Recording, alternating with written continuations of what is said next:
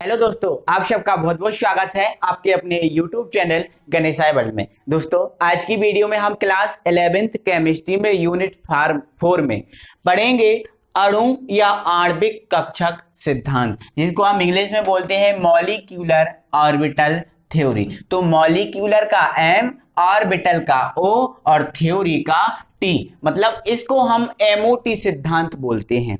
कौन सा सिद्धांत? एमओटी सिद्धांत। तो एग्जाम में एमओटी सिद्धांत क्या है, इसी के नाम से आता है। कोई दिक्कत है? कोई दिक्कत नहीं है। अब दोस्तों इसको समझिए, पहले तो नाम से समझ लो कि नाम किसका क्या है इसका, और इसमें हम क्या समझेंगे वो चीज को समझो, ठीक है। तो दोस्तों इसका नाम है आणविक कक्षक सिद्धांत।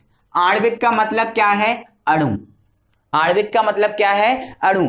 तो ऐसा सिद्धांत जो हमें अणु के बारे में बताता है कि अणु कैसे बनता है, अणु का इलेक्ट्रॉनिक विन्यास कैसे होता है, अणु में क्या होता है क्या नहीं होता है ना। उस सिद्धांत को हम बोलेंगे आणविक सिद्धांत या अणु कक्षक सिद्धांत। तो ध्यान रखना, आणविक सिद्धांत नाम ही है, तो ऐसा सिद्धांत जो अणु के बारे में बताए उसे आणविक सिद्धांत कहते हैं। ये चीज आपको सिंपल भाषा में समझ में आनी चाहिए। अब पूरा लॉन्ग क्या है इसका, उसको भी हम समझने वाले हैं। तो दोस्तों क्या है, इस सिद्धांत का जो प्रतिपादन है वो 1932 में हुआ था, और इस सिद्धांत का जो प्रतिपादन 1932 में हुंड और मुलीकन नामक वैज्ञानिक ने किया था। हुंड और मुलीकन नामक वैज्ञानिक ने किया था।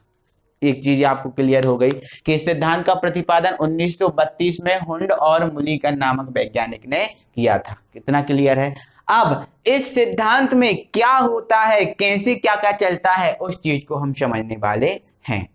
तो दोस्तों इस सिद्धांत का प्रतिपादन सन 1932 में हुंड एवं मुलीकन ने किया था, ये तो आपको क्लियर है।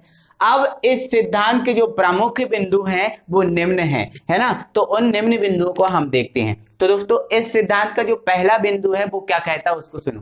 कहता है किसी अणु में, क्या बोला उसने, किसी अणु में अणु कक्षक बनाने वाले जो परमाणु होते हैं उनका अस्तित्व समाप्त हो जाता है। ये नहीं आया समझ में सर? समझाओ।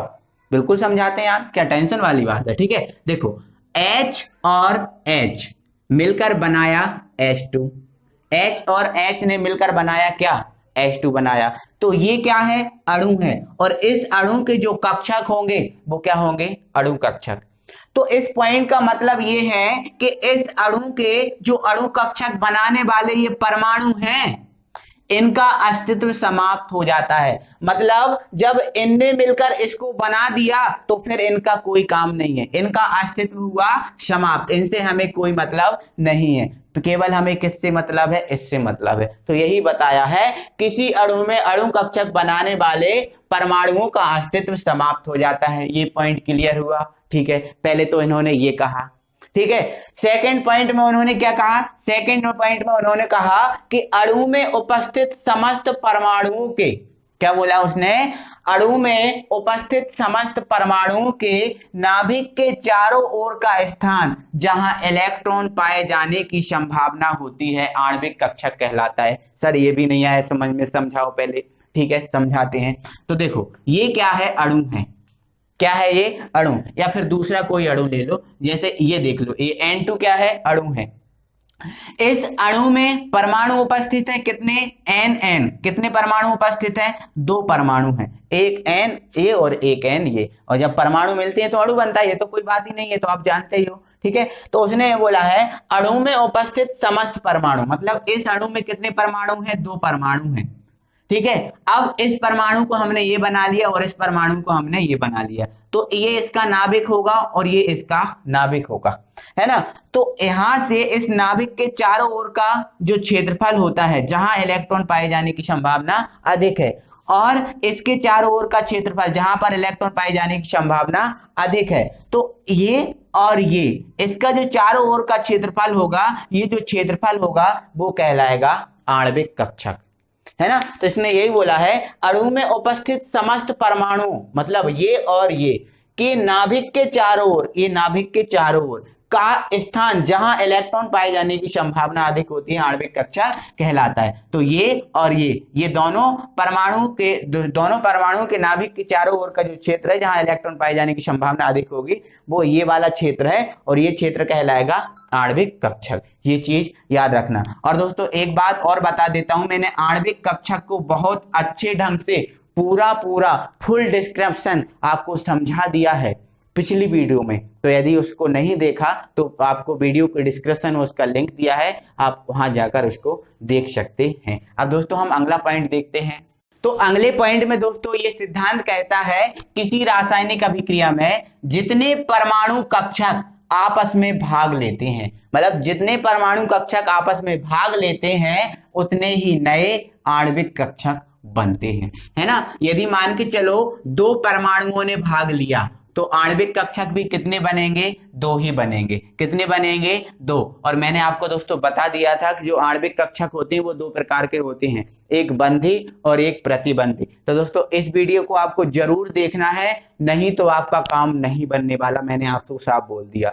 वीडियो को डिस्क्रिप्शन में उसका लिंक दिया है या फिर चैनल की प्लेलिस्ट में आप जाकर उसको देख सकते हैं, ठीक है। तो दोस्तों क्या बोला है कि जितने परमाणु कक्षक भाग लेंगे उतने ही नए कक्षक बनेंगे। तो परमाणु कक्षक दोस्तों मैंने बता दिया दो प्रकार का होता है, एक होता है बंधी और एक होता है प्रतिबंधी, ठीक है। तो जैसे मान के चलो इन दो ने भाग लिया तो नए भी दो बनेंगे, एक बंधी का और एक प्रतिबंधी का, तो दो आणविक कक्षक बनेंगे। जैसे मान के चलो यहाँ तीन ने भाग ले लिया तो तीन बनेंगे नए, चार ने भाग लिया तो चार आणविक कक्षक, यदि 5 परमाणु कक्षक भाग लेंगे तो 5 आणविक कक्षक बनेंगे, 10 परमाणु कक्षक भाग लेंगे तो 10 आणविक कक्षक बनेंगे। मतलब जितने भाग लेंगे उतने ही नए बनेंगे, है ना। ये चीज याद रखना, ठीक है। आगे सुनो, आगे हमारा ये है आणविक कक्षक बनाने वाले परमाणुओं की ऊर्जा समान होती है।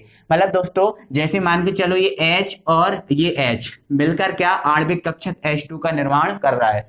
तो मतलब जो आणविक कक्षक बनाने वाले जो परमाणविक कक्षक होते हैं H और H, इनकी ऊर्जा आपस में कैसी होगी? समान होगी। ऐसा नहीं होगा कि इसकी ऊर्जा ज्यादा हो जाए और इसकी ऊर्जा कम हो जाए, ऐसा नहीं होगा। आपस में कैसी होगी? समान होगी, ठीक है। ये हमारा 4th पॉइंट हो गया। और 5th पॉइंट दोस्तों हमारा ये है कि आणविक कक्षकों में इलेक्ट्रॉन का वितरण, मतलब आणविक कक्षक होते हैं, इन आणविक कक्षकों में इलेक्ट्रॉन का वितरण आपबाहु नियम के अनुसार होता है। जैसे इलेक्ट्रॉनिक विन्यास, जैसे परमाणुओं का इलेक्ट्रॉनिक विन्यास नहीं करते तो वैसे ही हम आणविक कक्षकों का इलेक्ट्रॉनिक विन्यास कर देते हैं। तो दोस्तों पिछली वीडियो में मैंने जो आणविक कक्षक है उनका इलेक्ट्रॉनिक विन्यास भी बताया है, तो सब चीजें बहुत अच्छे से हैं क्लियर। दोस्तों आप जरूर देखना उस वीडियो को।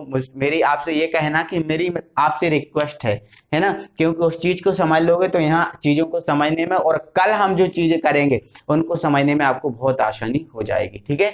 तो देखो आणविक कक्षकों में इलेक्ट्रॉन का जो वितरण है, इलेक्ट्रॉन विन्यास है, वो आपबाहु नियम के अनुसार होता है। जैसे परमाणु में आपबाहु नियम का चलता है ना, तो वैसा ही इसमें आपबाहु नियम चलता है। तो दोस्तों आपबाहु नियम भी वीडियो के डिस्क्रिप्शन में आपको मिल जाएगा। तो दोस्तों ये था आज का हमारा MOT सिद्धांत, आणविक कक्षक सिद्धांत, जिसके प्रमुख बिंदुओं को आपको मोस्टली याद रखना है। तो दोस्तों आई होप कि आपको चीजें समझ में आई होगी, अच्छा लगा होगा। तो दोस्तों आप वीडियो को लाइक कीजिए। यदि आप नए व्यूअर हैं, अभी तक आपने हमारे चैनल को सब्सक्राइब नहीं किया तो प्लीज चैनल को सब्सक्राइब करें और बेल आइकन को ऑन कर लें। अगली वीडियो में हम फिर मिलते हैं, तब तक के लिए थैंक यू वेरी मच।